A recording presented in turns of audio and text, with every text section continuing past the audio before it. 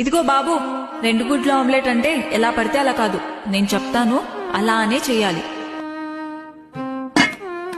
ఇప్పుడు ఒక టమాటా తీసుకో. ఓయ్, ముందే చెప్తున్నాను, సగం టమాటాను మాత్రమే వేయాలి. ఒక పచ్చిమిరపకాయ తీసుకో. తీసుకున్నావా?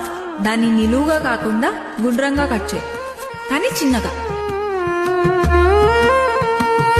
ఇప్పుడు ఒక ఉల్లిపాయ తీసుకొని సన్నగా తరుగు. అయిపోయిందా? ఇప్పుడు ఇవన్నీ తీసుకొని ఒక గిన్నెలో వేయి. వేసావా? ఇప్పుడు 2 గుడ్లు కొట్టు. ఇదిగో, ఇప్పుడే చెప్తున్నాను, అందులో పెంకు పడిందో అయిపోయావే. కొంచెం ఉప్పు, కొంచెం కారం వేసి బాగా కలుపు.